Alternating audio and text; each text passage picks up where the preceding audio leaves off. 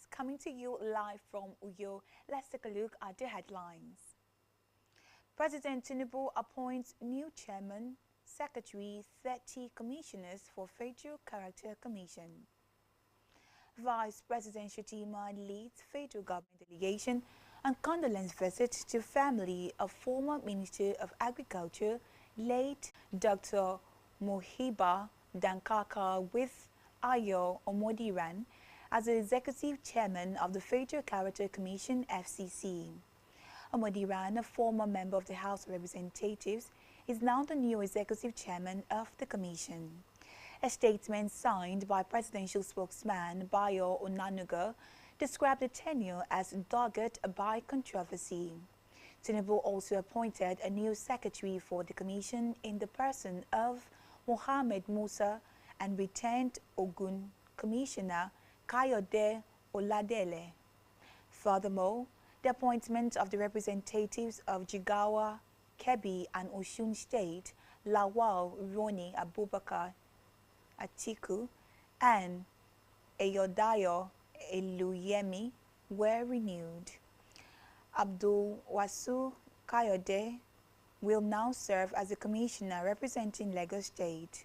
The other commissioners are Obinna Oriaku, Abia, Bema Madayi, Adamawa, Obonwan Ebong, Akwa Ibom, Nioli Gloria, Anambra, Babangida Gwana, Bauchi, Tonyi Okoy, Bayelsa and Aligba Eugene, Benue, among others.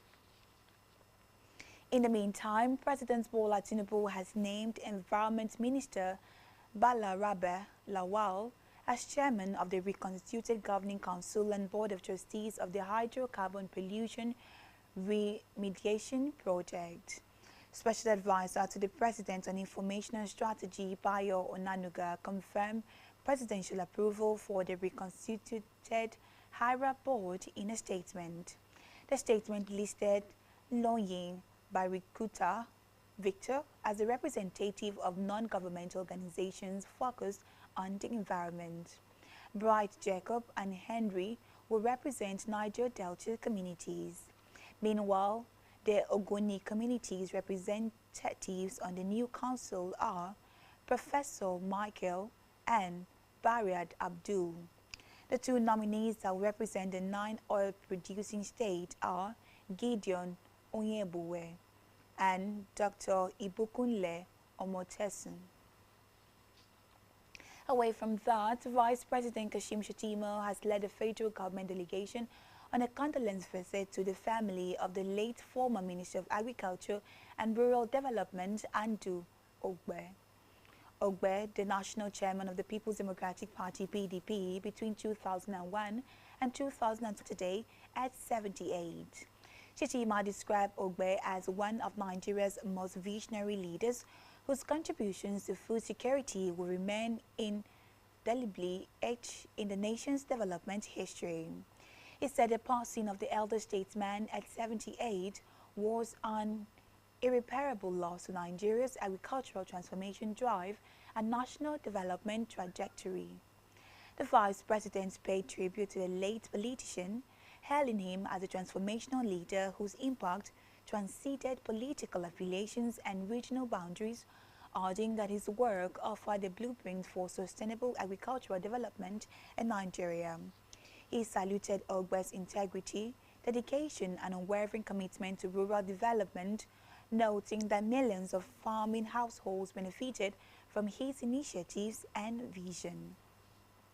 In a separate development, the airline operators of Nigeria have placed a female passenger, Comfort Emerson, who assaulted airline officials on an Ibom Air flight inbound Lagos from Uyo, on its fly list indefinitely. AON announced a ban on the passenger in a statement issued by its spokesperson, Professor Obiara Okonkwo.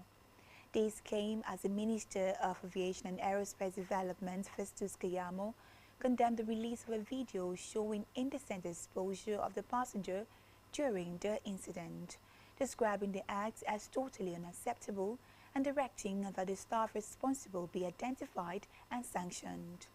On preventive measures, the minister directed that the airlines continue to train and retrain their staff in public relations and how to deal with potentially explosive situations in order to diffuse them promptly or nip them in the bud, except when it becomes inevitable. On security, the Inspector General of Police, Kayode Batsokun, has extended the grace period for enforcing the tinted glass permit requirements for vehicles. The new enforcement date is now October 2, 2025. According to a statement released by the Force Public Relations Officer, Olumuyiwa Adejobi, the decision follows a surge in applications through the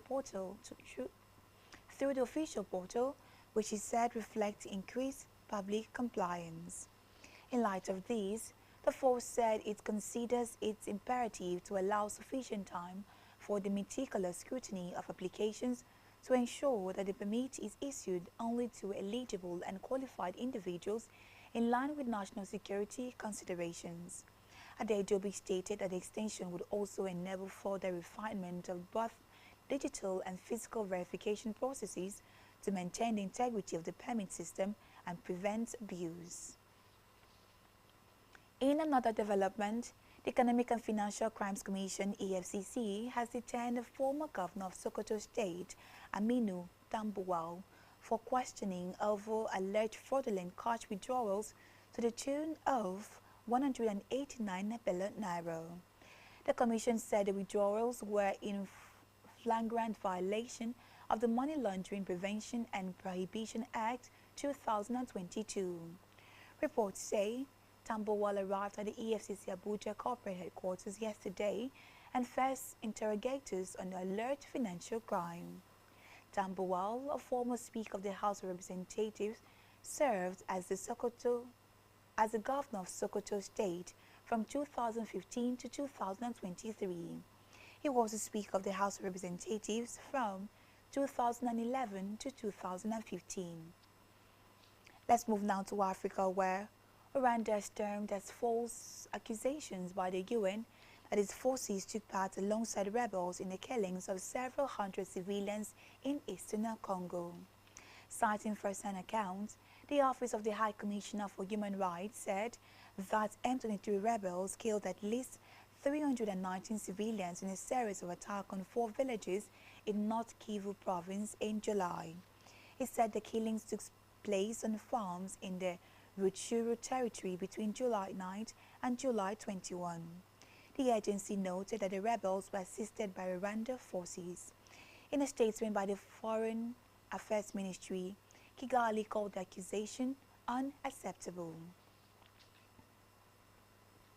On the foreign scene, U.S. President Donald Trump has reportedly signed an order delaying the reimposition of higher tariffs on China goods hours before a trade truce between Washington and Beijing was due to expire.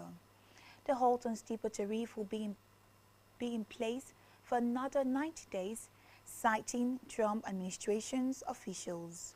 Reports say while the United States and China slammed escalating tariff on each other's product this year, reaching prohibitive triple-digit levels and snarling trade, both countries in May agreed to temporarily lower them.